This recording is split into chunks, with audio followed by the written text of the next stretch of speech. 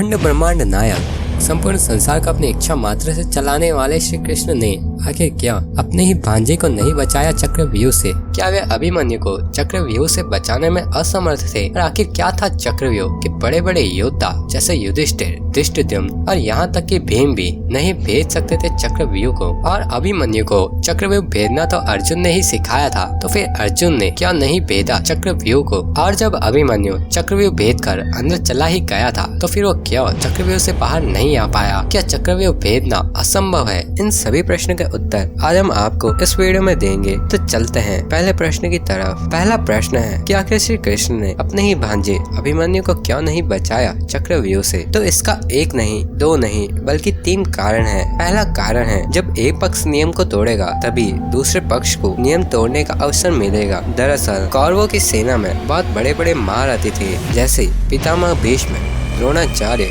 कृपाचार्य। इन सबको युद्ध में सीधे सीधे हराना पांडवों के लिए असंभव है। अगर इन महारथियों को युद्ध में हराना है तो छल तो करना ही पड़ेगा। इसीलिए जब कौरवों ने अधर्म पूर्वक निहत्थे अभिमन्यु को मारा, तो पांडवों ने भी धर्म की रक्षा के लिए महाभारत के युद्ध में छल करना प्रारंभ किया, और छल से ही उन्होंने पितामह भीष्म और द्रोणाचार्य को मारा। और यहाँ तक कि दुर्योधन को मारने के लिए भी पांडवों को छल करने की जरूरत पड़ी। अगर आप ये जानने में इंटरेस्टेड है कि पांडवों ने कब कब महाभारत के युद्ध में छल किया है, तो आप हमें कमेंट कर सकते हैं। दूसरा कारण, अभिमन्यु की मृत्यु का कारण उसके ही पिता अर्जुन भी हो सकते हैं। दरअसल कौरवों में अर्जुन को जिनसे युद्ध करना था वे अर्जुन के बेहद ही करीबी थे, और अर्जुन अपनी पूरी शक्ति से उनसे युद्ध नहीं कर पा रहे थे, क्योंकि जैसे ही वे बाणों की वर्षा कौरवों के ऊपर करते तो उन्हें पितामह भीष्म और द्रोणाचार्य जैसे चेहरे दिखते और अर्जुन कमजोर पड़ जाते। पर जैसे ही अर्जुन ने अपने पुत्र की मृत्यु की खबर सुनी तो उसका कौरवों के प्रति बचा हुआ मोह भी समाप्त हो गया और वह अपनी पूरी शक्ति के साथ युद्ध करने लगा। अगर अभिमन्यु की मृत्यु नहीं होती तो अर्जुन कभी भी कौरवों से अपनी पूरी शक्ति से नहीं लड़ते, और ये भी हो सकता था कि पांडव हार जाते। शायद इसी कारण श्री कृष्ण ने नहीं बचाया अभिमन्यु को। तीसरा कारण है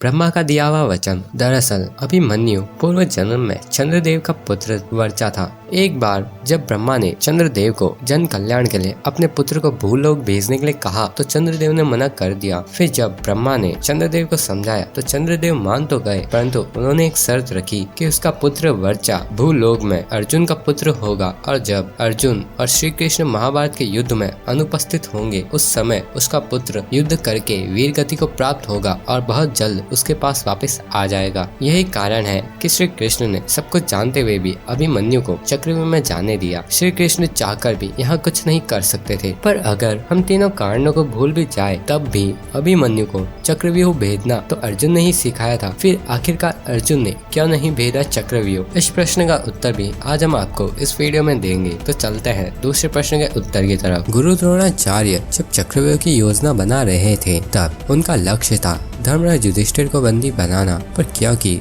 अर्जुन को भी चक्रव्यूह भेजना आता था तो उनका सबसे पहला काम था कि अर्जुन को कुरुक्षेत्र से काफी दूर पहुंचाया जाए।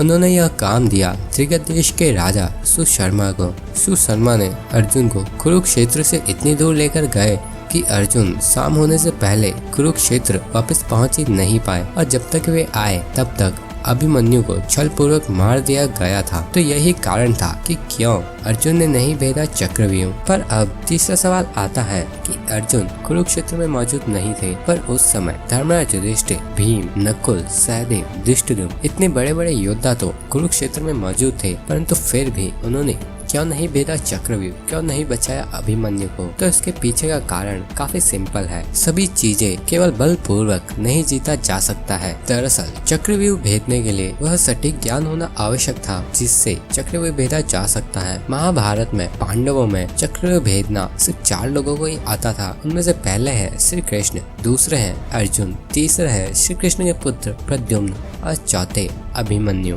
क्योंकि वे सभी उस समय कुरुक्षेत्र में मौजूद नहीं थे तो वे सभी अभिमन्यु की मदद नहीं कर सके। और भीम जिनमें 10,000 हाथियों का बल है वे भी चक्रव्यूह नहीं भेद पाए। इसके पीछे का रहस्य चक्रव्यूह की बनावट में छुपा है। तो अब हम चलते हैं चौथे प्रश्न की तरफ, जो कि है आखिर क्या था चक्रव्यूह और कैसे इसे भेदा जा सकता है। चक्रव्यूह क्या था? चक्रव्यूह 2 शब्दों से मिलकर बना है। एक चक्र जिसका मतलब तो चक्र ही है, और दूसरा व्यूह। व्यूह का मतलब होता है बनावट। चक्रव्यूह का मतलब हुआ चक्र जैसी बनावट। चक्रव्यूह में 7 घेरे होते हैं, जिनमें से सबसे पहले घेरे में निम्न स्तर के सैनिक होते हैं, फिर दूसरे घेरे में उनसे ताकतवर सैनिक और तीसरे घेरे में उनसे भी ताकतवर सैनिक, और फिर जैसे जैसे तीसरे, चौथे, 5वें, 7वें घेरे में पहुंचते हैं, उन सैनिकों के युद्ध करने का लेवल और ज्यादा बढ़ता जाता है। और साथ ही चक्रव्यूह सीधा खड़ा नहीं रहता है, यह हमेशा सैनिकों के साथ घूमता रहता है, जिससे जब पहले घेरे के सैनिकों को मारा जाता है तो चक्रव्यूह घूमते हुए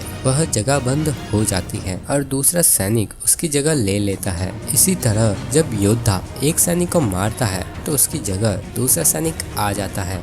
योद्धा तो थका हुआ होता है, पर उसके सामने हमेशा एक नया सैनिक आता है, जिससे योद्धा की शक्ति युद्ध के साथ साथ कम होती जाती है। वैसे भी जब वह धीरे धीरे चक्रव्यूह के अंदर पहुंचता है तो वहाँ सैनिकों का लेवल और ज्यादा बढ़ता जाता है, जिससे चक्रव्यूह के लास्ट में पहुंचते पहुंचते योद्धा पूरी तरह घायल और थक जाता है, जिससे उसे आसानी से मारा जा सकता है। यही कारण था कि अभिमन्यु चक्रव्यूह भेद कर अंदर तो चला गया, पर अंदर जाने में उसकी संपूर्ण शक्ति समाप्त हो गई और फिर कौरवों ने छल पूर्वक उसे मार दिया।